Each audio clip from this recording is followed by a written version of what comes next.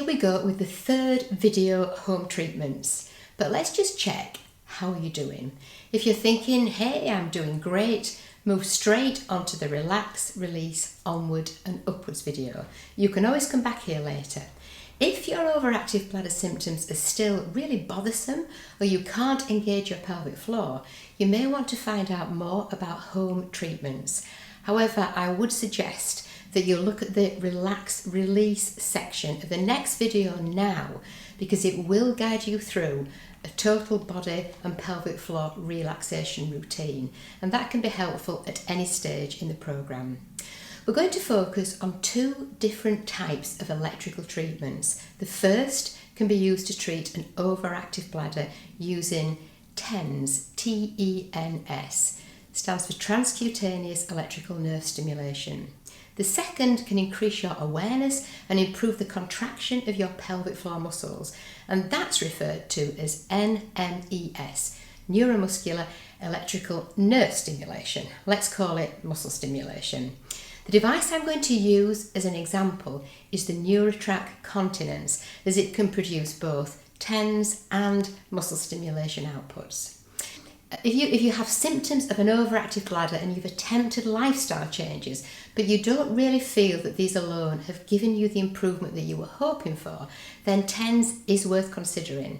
Research supporting this simple treatment method is growing. It appears to be safe, effective, easy to use, and can improve symptoms without the side effects of medications. How does it work? There's a nerve that winds around the inside of your ankle called the tibial nerve. It originates from a higher level in your spine where some of the central bladder control areas can be found. And when we stimulate this nerve at the ankle level, we can change signals travelling to the bladder. The result of this is to normalise, or the other word for it is modulate, bladder activity. The treatment's a bit of a mouthful. It's called TTNS, transcutaneous tibial nerve stimulation. What exactly does TTNS involve? A 30-minute treatment session at home 3 times a week using sticky pads on your ankle. Let's have a more detailed look at how to set up the device for the best results. Firstly, you need to make sure the adhesive electrodes are in the correct place. I've marked out the bony landmarks in pen so you can see. This is the inside ankle bone, and this is the ridge of the tibia, and we can catch the tibial nerve as it winds around the ankle. Use self-adhesive electrodes, 5 cm by 5 cm.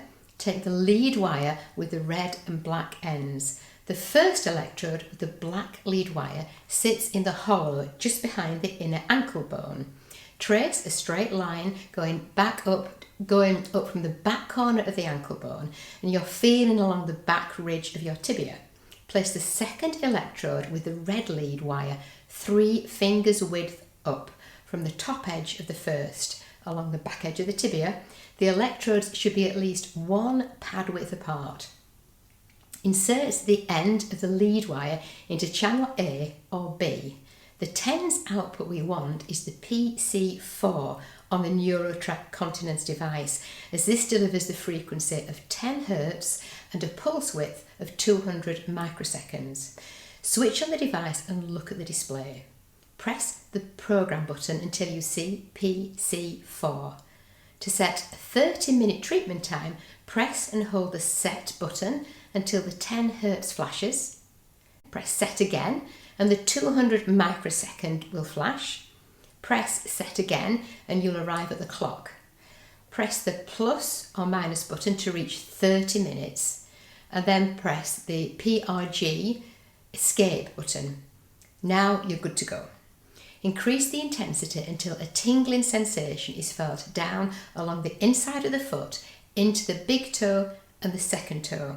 You'll see the number increase on the screen. This is the milliamp output. So continue increasing the intensity slowly until the big toe begins to flicker. This shows the tibial nerve is being stimulated. Once this movement is noticed, turn down the intensity so the toe stops flickering, but you still have that sensation of tingling. If the sensation reduces during the 30-minute treatment, turn the unit up a little, but never enough to cause the toe to twitch again. At the end of the session, turn off the unit and place the sticky electrodes back on their plastic cover. You can use the TENS treatment every day or alternate days for around 3 months. The treatment is discontinued after 3 months because after this length of time you would have noticed if it's helping. It does seem that any benefit appears to have a kind of a carryover effect after the treatment is finished, and after this top-up treatments can be used just as and when they're required. You do need to feel the sensation in the correct place, as this shows that it's stimulating the tibial nerve, so change the position of the electrode slightly if necessary. Is it safe and are there any side effects? It shouldn't be used if you have a cardiac pacemaker, any metal in your ankle or open wounds, or if you have epilepsy. The minimal possible short-term side effects with TTNS are cramping, skin irritation where the adhesive electrodes are placed, and very occasionally feeling faint. Feedback from patients in my clinic who've used this treatment say that it's easy to use, they're surprised at the improvement they experience, and it feels good to have an alternative to medications. We're referring to this treatment as vaginal muscle stimulation, and just a reminder, we're not advocating this to treat overactive bladder symptoms. How does muscle stimulation work to help reduce stress incontinence leaks?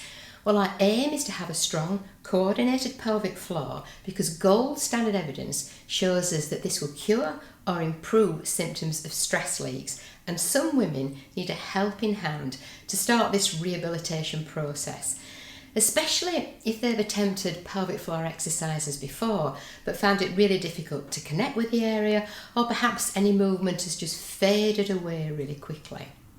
Let's do the sciencey, nerdy bit first, just to explain how these devices actually work. What makes muscles contract? So messages from your brain travel along nerves down to muscle fibres like electric cables transmitting a signal. And when the signal reaches the muscle, the fibres will tighten and then relax to your command. So a fit, healthy muscle is often well developed, it's chunky, it has thousands of nerve endings connecting to its deep innermost layers. And a muscle that's not used regularly will lose its tone and become flatter and thinner.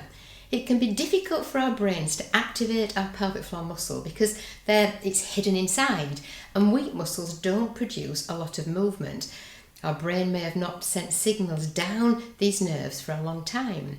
So muscle stimulation can be very helpful because it helps your brain remember where these muscles are, and it activates the nerves that cause the muscles to contract, and it stops the muscle fading away quickly. A quick top tip is to look on the device as being part of the rehabilitation process. It's not a magic box that's going to give you an Olympic standard pelvic floor. You need to be aware that vaginal muscle stimulation is not recommended for everyone. There are instances when it shouldn't be used, or it should be used with caution. Before purchasing a unit, read the manufacturer's guidelines and check out the document called Vaginal Muscle Stimulation Safety Notes in the resource section of the site. So is it safe and are there any side effects? Muscle stimulation is safe if the guidelines are adhered to. There are some other considerations to be taken into account. Is the vaginal size big enough to accommodate the piriform? And also the condition of the vaginal tissues, which can change with reduced estrogen levels as we age. We're now going to look in more detail at some muscle stimulating programs and how to use them effectively. It's important to have really good contact to allow the signal to pass easily from the device through the muscle fibres by using an internal vaginal electrode such as the piriform and a lubricant gel to cover the surface of the metal sensor plate. What about the best preset program? Which one should you use? Well, these units all have an operation manual with details programs to treat various continence problems. Here's an example of the information to be found in the NeuroTrack Continence Manual. When we're wanting to treat stress incontinence, we'll be looking at the preset programs P03 or P04 on this device. Ignore the rate and the pulse width details because these outputs are set at levels that encourage the muscle to contract effectively. Following the table along, the ramp up time is how quickly the stimulation reaches its maximum level.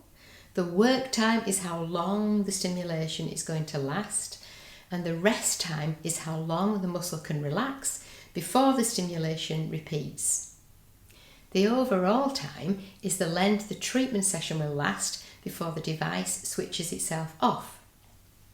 So you can see with the P03, the muscle will work for 6 seconds and then more than double this to rest for 15 seconds. This longer rest time is helpful when you're just beginning to use stimulation.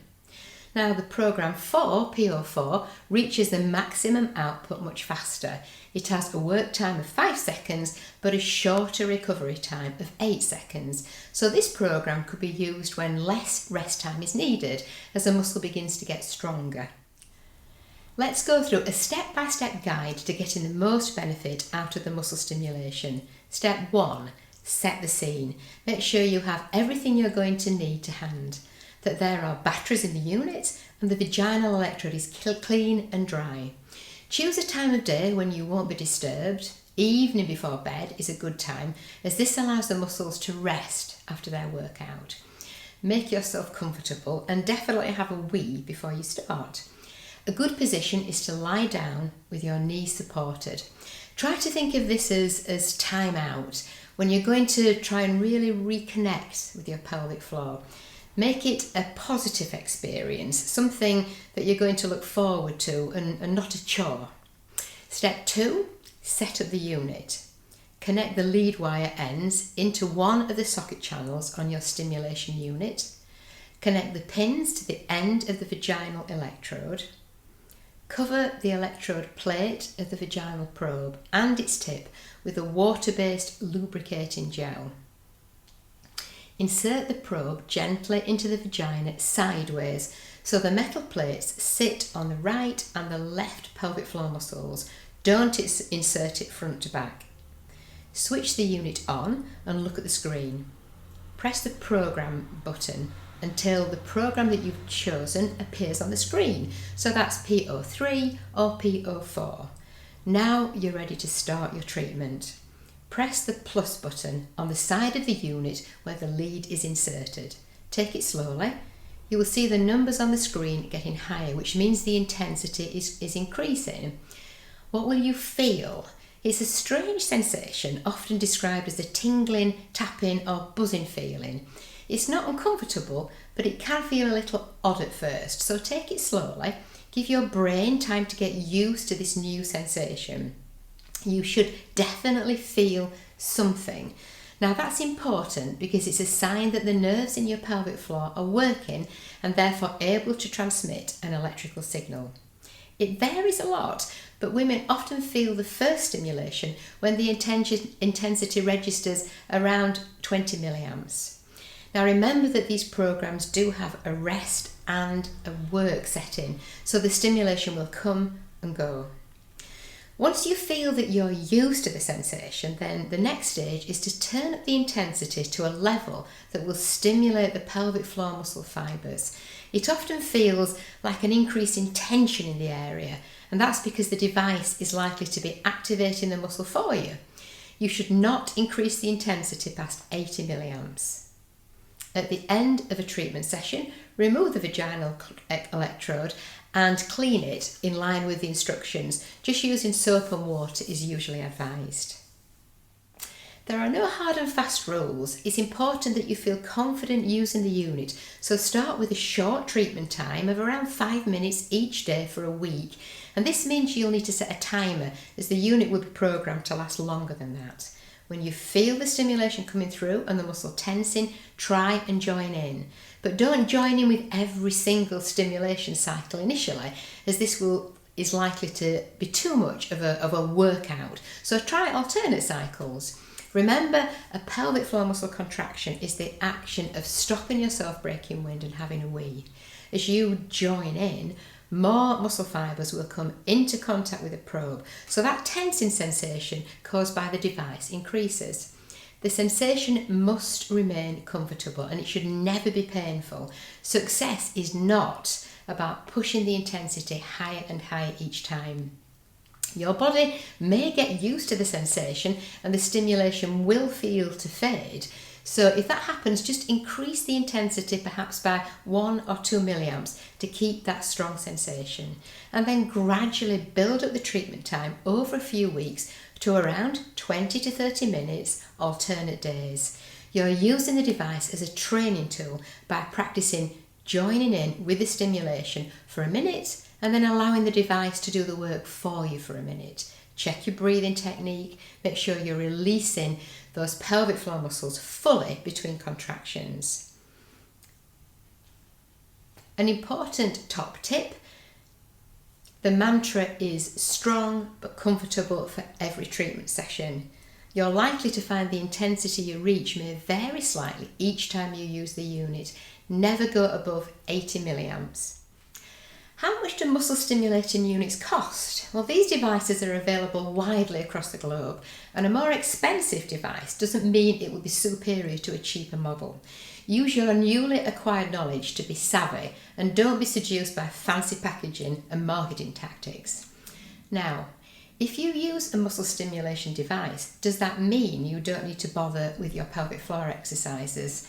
Well, I think you know the answer. You definitely need to exercise your pelvic floor without the help of the stimulation. It's generally accepted that a device activates the muscle fibres nearer the surface, and we want the fibres deep in the muscle to fire in as well. We want that brain-muscle connection to wake up. Once this happens, then we can really begin to work at strengthening and encouraging your pelvic floor to work in a coordinated way in different positions and during different activities. It's absolutely no good if they can only work when you're lying down with the vaginal electrode in place.